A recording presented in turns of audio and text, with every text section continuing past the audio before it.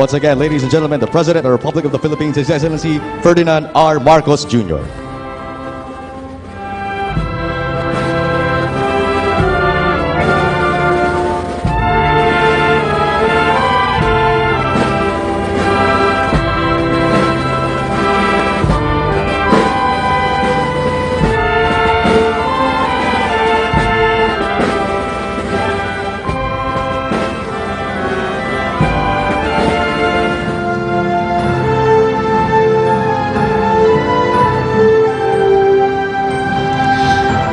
Once again, ladies and gentlemen, the President of the Republic of the Philippines, His Excellency Ferdinand R. Marcos Jr.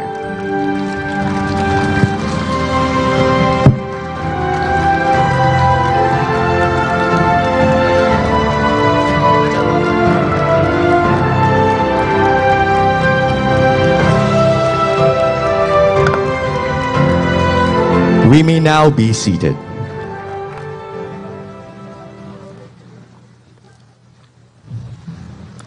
Once again, ladies and gentlemen, good afternoon. We are gathered here today for the Philippine Coast Guard 122nd Founding Anniversary celebration with a theme, PCG at 122, Sailing Together with Unity and Harmony. And to formally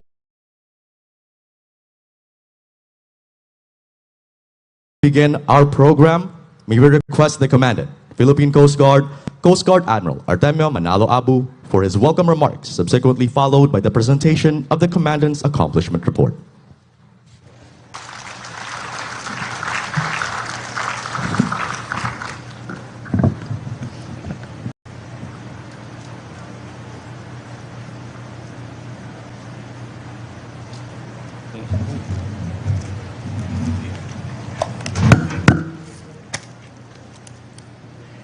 His Excellency President Ferdinand Romualdez Marcos Jr.,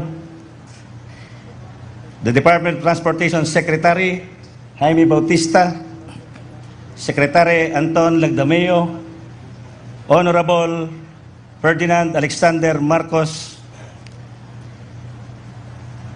distinguished members of the Philippine Senate, honorable members of the House of Representatives, Cabinet Secretaries present, members of the Diplomatic Corps, our highly esteemed guests, our friends from the media. Mr. President, may I especially acknowledge the only five-star general that I know of in this universe, my wife, Mrs. Carlota Abu.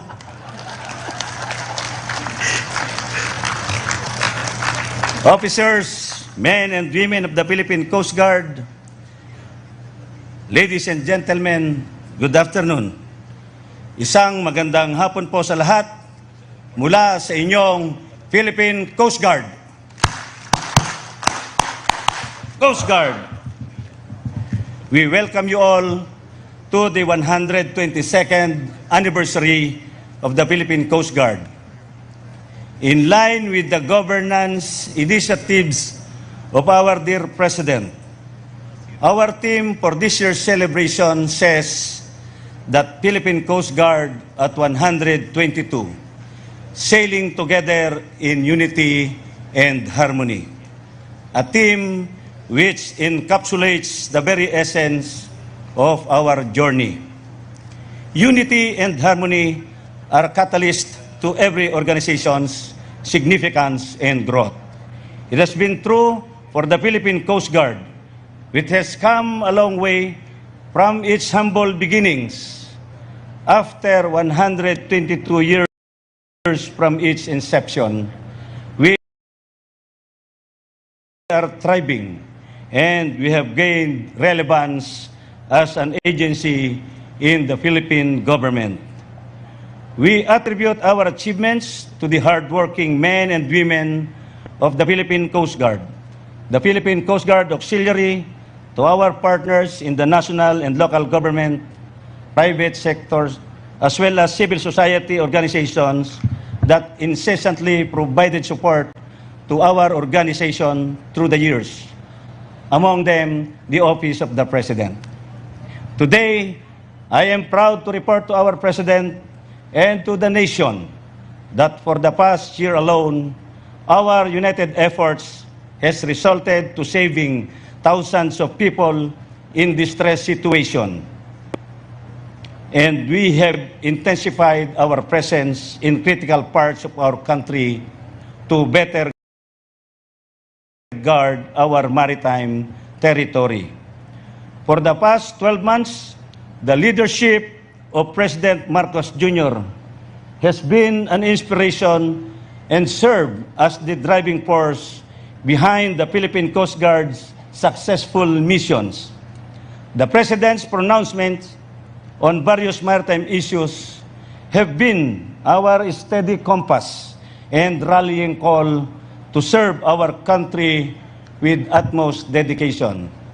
Recent events in the West Philippine Sea have once again propelled the Philippine Coast Guard into the national and international spotlight.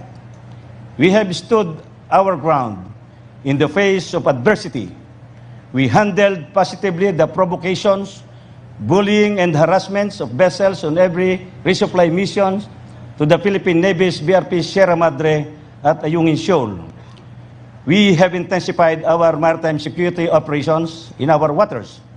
Our personnel have courageously dismantled the foreign floating barriers which were illegally installed in the West Philippine Sea. We installed additional navigational buoys which also serve as markers of Philippine territory. Despite the great danger of operating in the West Philippine Sea, we continue to fulfill our mission of ensuring our country will not let go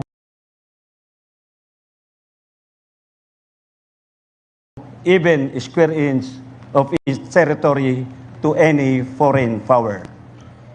In addition to the West Philippine Sea, the Philippine Coast Guard looks after the country's 37,000 kilometer stretch of coastlines.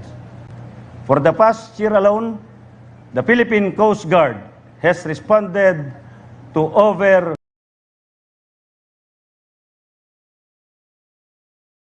500 major maritime incidents. With our improved search and rescue skills, Coast Guard personnel go beyond the call of duty to ensure the safety of Filipinos in distress situations. In some instances, we inevitably pay the ultimate sacrifice. Last July 2023, 4 PCGs to rescue 7 crew on board a tugboat in distress at the vicinity waters of Apari, Cagayan. Has successfully rescued the 7 crew members who safely returned to their families. Unfortunately, 4 PCG rescuers did not make it, and until now, they are still missing. Another Coast Guard Operations Special Force rescue divers lost his life in an operation to locate a missing person in Lubao, La Union, last 5 September 2023. We will forever honor the memories of Petty Officer 3rd Class Ponciano Nesperos while we continue to hope as we search for Seaman First J. Benjan Domingo, Apprentice Seaman Lester Renz Campo, Apprentice Seaman Rodel Garado, and Apprentice Seaman John Lloyd Ribamonhan. In addition to our life-saving missions, we also have intensified our response to maritime environmental threats. The Philippine Coast Guard's pollution control capabilities were put to test with the unfortunate sinking of the vessel MT Princess Empress off the coast of Mindoro. The incident resulted in the spilling of over 800,000 liters of fuel oil in the vicinity of Nauhan Oriental, Mindoro. For 5 months since the incident, the Philippine Coast Guard conducted non-stop oil spill recovery and cleanup operations to mitigate the impact of the oil spill. Unity and harmony again was proven essential as Coast Guard counterparts from the United States of America, Japan, and Korea extended assistance to the Philippine Coast Guard in the form of technical expertise, manpower, and resources in our race against time to contain the oil spill. All these accomplishments through our continuous efforts to improve our ranks.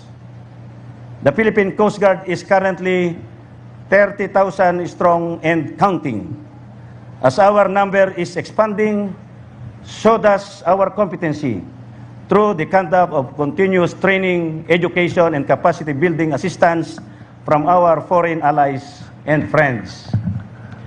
With our exponential increase in number of personnel, the country can expect better performance from the Philippine Coast Guard in the coming years.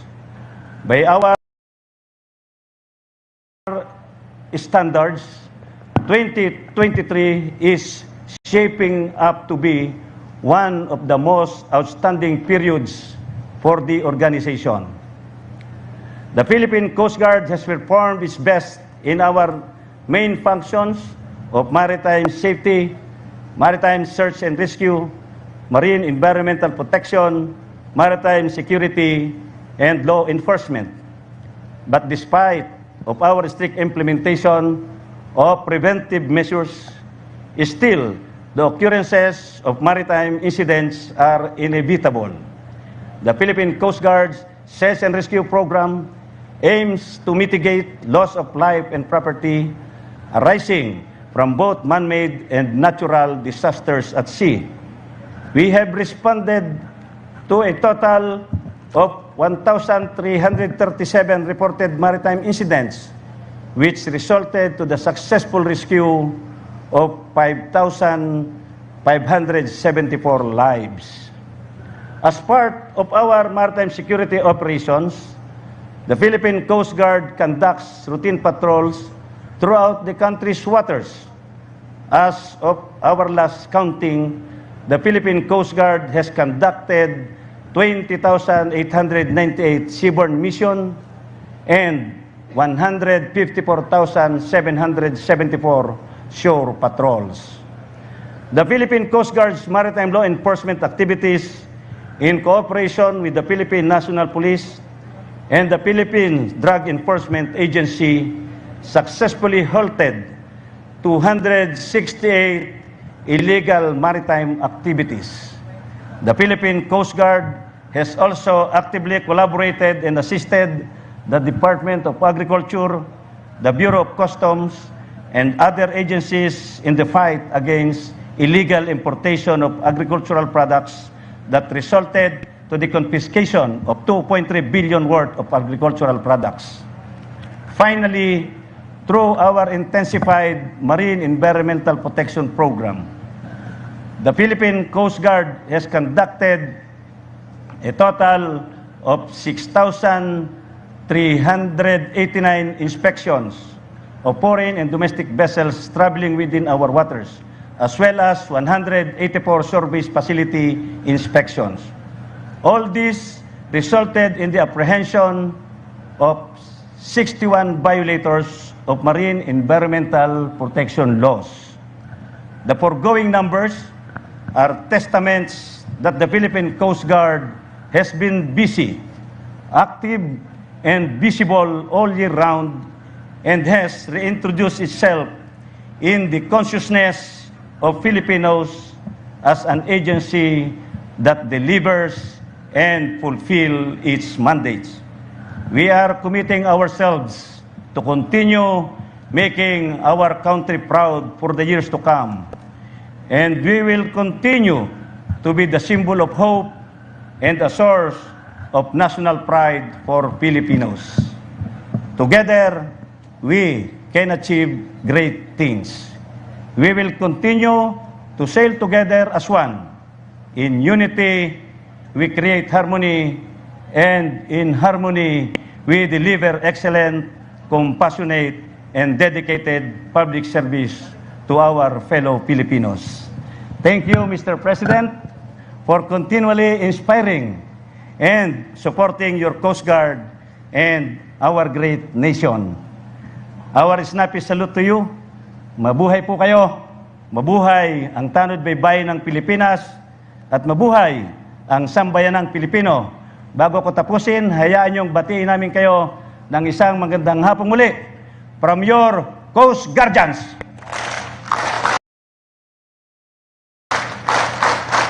Coast Guard. Thank you once again, Admiral Abu, sir. Let's give him a big, big round of applause.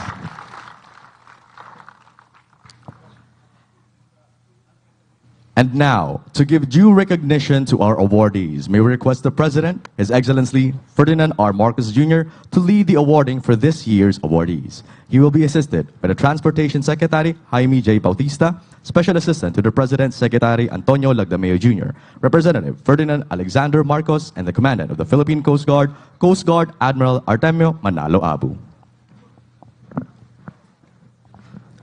For the first award, the Coast Guard Distinguished Service Medal and Ribbon is hereby awarded to Coast Guard Commodore J.T. Tariela. He is accompanied by his lovely lady. For demonstrating distinguished and commendable competency, courage, and patriotism as the advisor to the Commandant on Maritime Security Affairs and the PCG spokesperson for the West Philippine Sea. And for the publication of factual narratives on the issues and concerns, and for release of compelling images, thus igniting the Filipino sense of patriotism. Distinguished Cross Medal and Ribbon is hereby awarded to Coast Guard Petty Officer 3rd Class Jason S. Nicol for meritorious courage, bravery, and patriotism in the face of danger that resulted in the success of cutting the rope barriers by the Chinese Coast Guard at the southeast entrance of Bajo de Masinloc.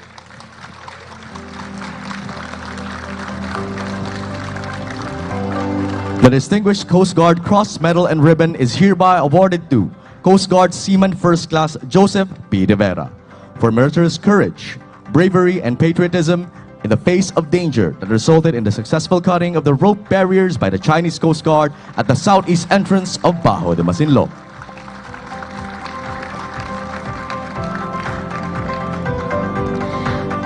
Distinguished Coast Guard Cross Medal and Ribbon is hereby awarded to BRP Malapascua, MRRV 4403. To receive the award is Coast Guard Captain Rodel B. Hernandez. The meritorious courage, bravery, and patriotism in the face of danger that resulted in the success of Coast Guard operations in the West Philippine Sea.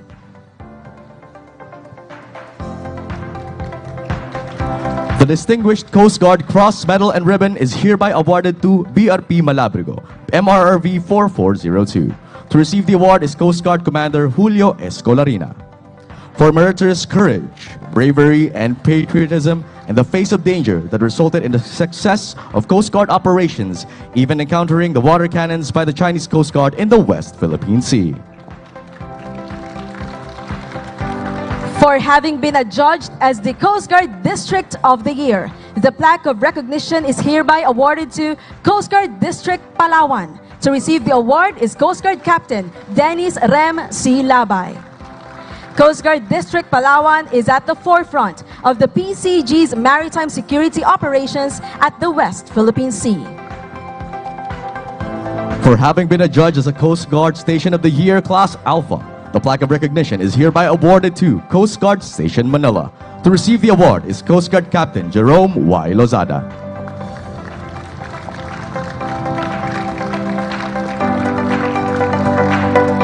For having been adjudged as the Coast Guard Station of the Year Class Bravo, the plaque of recognition is hereby awarded to Coast Guard Station Malacanang. To receive the award is Coast Guard Commander Jomel Q. Panes.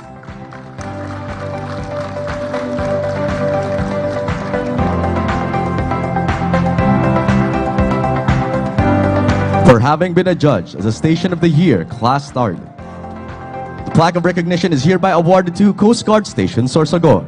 To receive the award is Coast Guard Commander Christian F. Hasmi.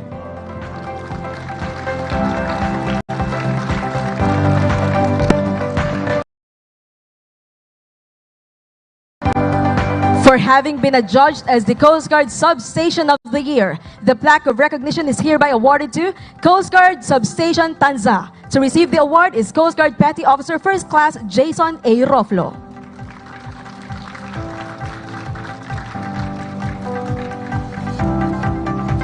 For having been adjudged as a PCG Non-Officer of the Year, the plaque of recognition is hereby awarded to Coast Guard Petty Officer First Class Ronald B. Empeñado.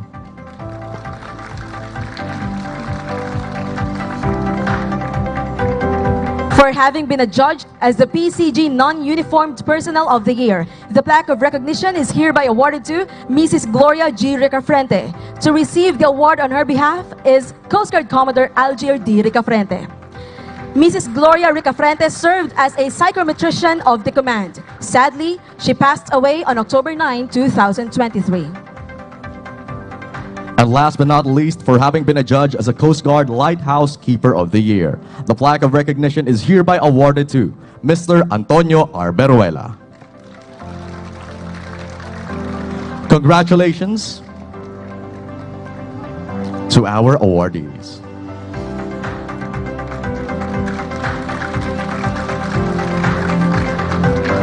And thank you, Mr. President. Let's give them a big, big round of applause.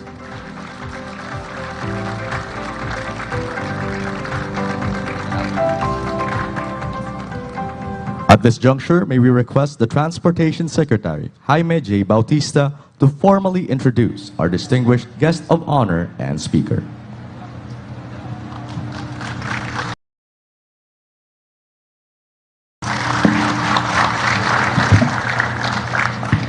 Ladies and gentlemen, the President of the Republic of the Philippines, His Excellency Ferdinand R. Marcos Jr.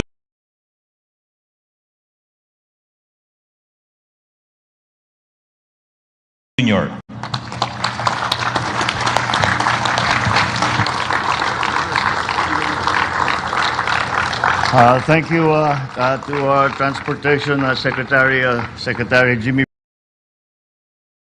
Bautista. Oh, please take your seats. The excellencies of the diplomatic corps, who I see are here today, all present and correct. Also, I'd like to greet Senator Francis Tolentino, who has always been a great supporter of our men in uniform.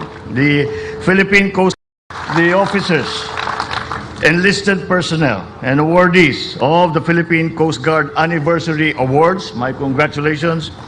Fellow workers in government. Today, we celebrate the rich legacy of the Philippine Coast Guard as we mark its 122nd founding anniversary. It is a good time to congratulate the gallant men and women of our Tanod Baybayin for reaching another milestone in the long and illustrious service of our Coast Guard. Let me first offer my profound appreciation on behalf of a grateful nation to the PCG for providing steadfast service and dedication to duty during times of calamity, for upholding our country's maritime security and promoting our maritime rights, for fighting against the entry of smuggled goods, for protecting our marine environment, and for securing the safety of our fisherfolk as they pursue their means of livelihood. Your integrity, your discipline, and professionalism in the performance of your mandate have helped us further our collective vision of a stronger, more harmonious, and more resilient Philippines. The Philippine Coast Guard remains steadfast in assuming a pivotal role in our continued promotion and protection of our country's sovereignty, sovereign rights, and jurisdiction, and in being at the forefront of our efforts to ensure that our fishers and their fishing rights are respected and recognized throughout our vast maritime areas. All these efforts by the Philippine Coast Guard, while spearheading our marine environment protection and conservation efforts and ensuring the safety and welfare of all those who ply our waters are deeply appreciated. Suffice to say, your accomplishments in the performance of your duty have consistently championed our country and our people's rights and welfare in the face of daunting adversity and difficulties. Despite all the challenges, the Coast Guard has unwaveringly answered the call of duty. For all of these, and for more, I thank you. As we embark on a new chapter, I enjoin all of you to continue to work closely with other concerned agencies as you perform this extremely valuable and important mandate. Be assured that this administration firmly stands with you in your plans and efforts to improve, expand, and modernize the capabilities and services so that you may better contribute to the security and welfare of our people and of the nation. Together, let us consolidate and harness our strengths to ensure that every Filipino can reap the gains of our endeavors as well as lead more productive and dignified lives. Let us sail together in unity and harmony towards a more empowered, progressive, and sustainable future. Once again, congratulations to the Philippine Coast Guard on your 122nd founding anniversary. Mabuhay ang tanod baybayin ng Pilipinas. Maraming salamat po. Thank you, Mr. President. May we request our President to remain on stage to receive the humble memento to be given by the Transportation Secretary, Jaime J. Bautista, to be assisted by the Special Assistant to the President, Secretary Antonio Lagdameo Jr., Representative Ferdinand Alexander Marcos, and the Commandant of the Philippine Coast Guard, Admiral Artemio Manalo Abu.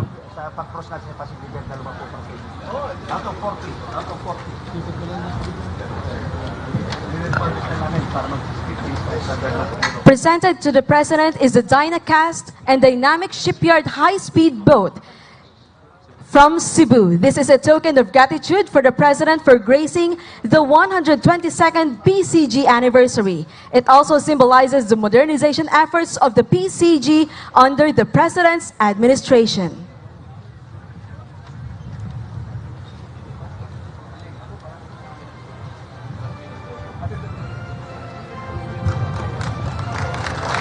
There you have it, ladies and gentlemen.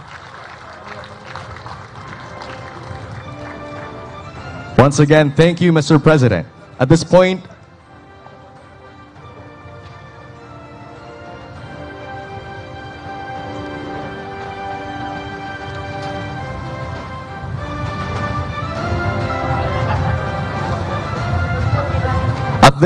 may we request the President to kindly grant us a photo opportunity.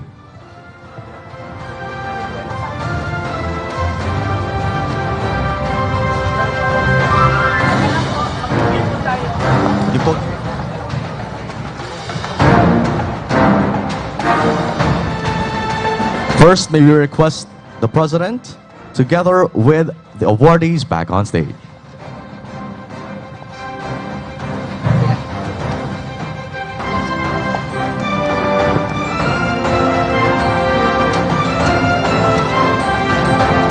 For the rest of the audience, you may now take your seats.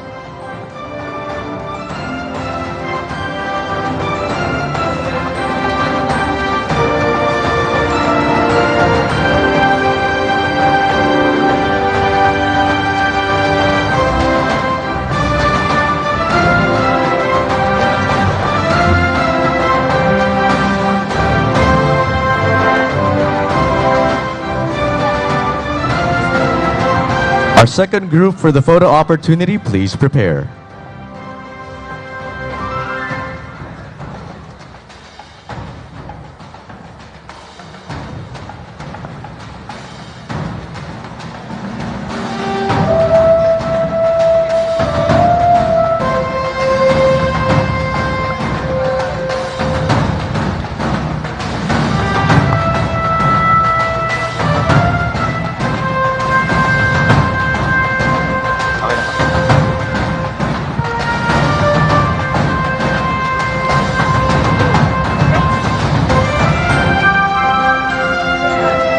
Thank you. You may now exit to your right.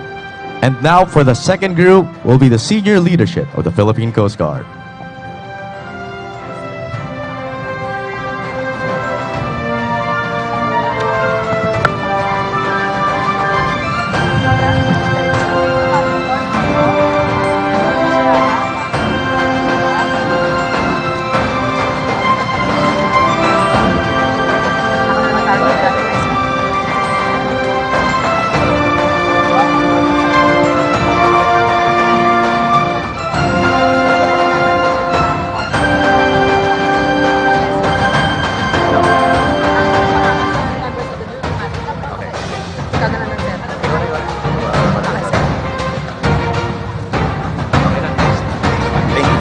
Thank you. Please exit to your right.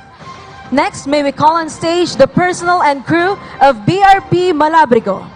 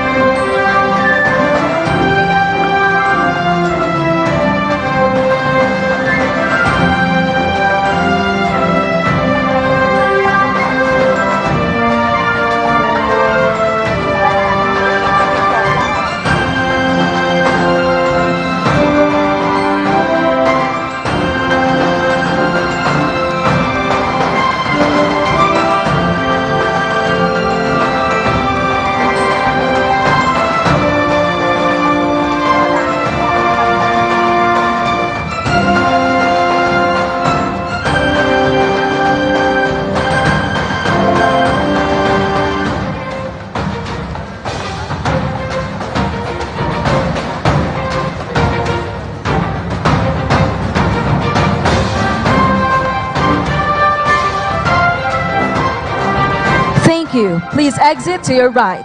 And finally, may we call on stage the members of the Diplomatic Corps.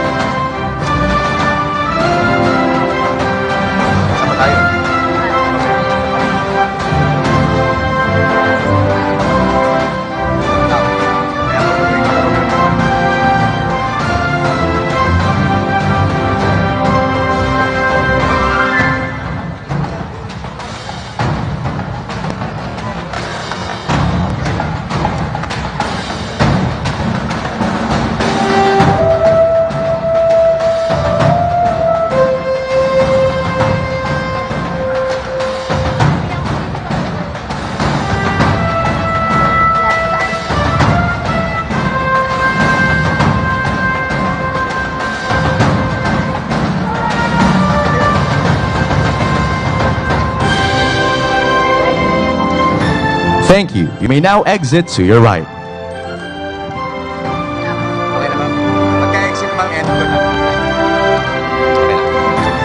Thank you, Mr. President. And that concludes our photo opportunity. And that ends our program. So everyone, thank you very much and happy 122nd anniversary to the Philippine Coast Guard. Mabuhay tayong lahat at mabuhay ang tanod baybayin ng Pilipinas.